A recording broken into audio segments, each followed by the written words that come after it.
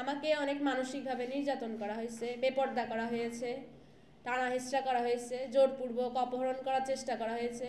আমি চাচ্ছি যে আমাদের যত মুসলিম ভাই বোনেরা আছে তাদেরকে সরকার যেন নিরাপত্তা দেয়। তারা একটা ধর্ম ছেড়ে আরেকটা ধর্মে আসে, তাদের একটা নিরাপত্তার দরকার আছে।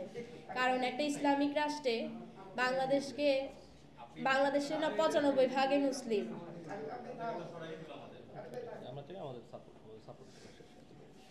বাংলাদেশে 95% মুসলিম, কিন্তু এখানে আমরা অনিরাপত্তায় ভুগছি। আমরা চাই আমরা নিরাপদে যেন এই সমাজে চলতে পারি, আমাদেরকে তাই সরকার যেন আমাদের নিরাপত্তা নিশ্চিত করে। আমরা শুধু এতটুকুই চাই।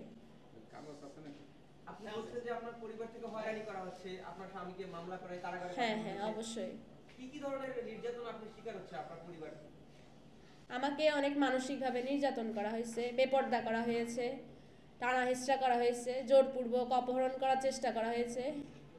তারা অনেকভাবে চেষ্টা করেছে আমাকে অপহরণ করার জন্য, কিন্তু পারেনি। আপনি বললেন যে সংসার ভাঙার চেষ্টা করছে, এটা কি, এটা একটু বিস্তারিত বলতেন? হ্যাঁ, ওনারা জানার পর যে আমরা বিয়ে করছি, তো এটা জানার পর ওনারা বলতেছে যে তুই চলে আয়, তোকে থাক, ওইটা হয়ে গেছে ভুল, চলে আয়, আবার হিন্দু হয়ে যা। এটা কি ভাই মানা যায়? আমি একবার এক ধর্ম থেকে এই ধর্মে আসছি, আবার এইটা করব? শুধু আমাদের না, আমার দাবি হলো সকল মুসলিম যারা ইসলামে আসতেছে বা যারা ধর্ম পালন করতে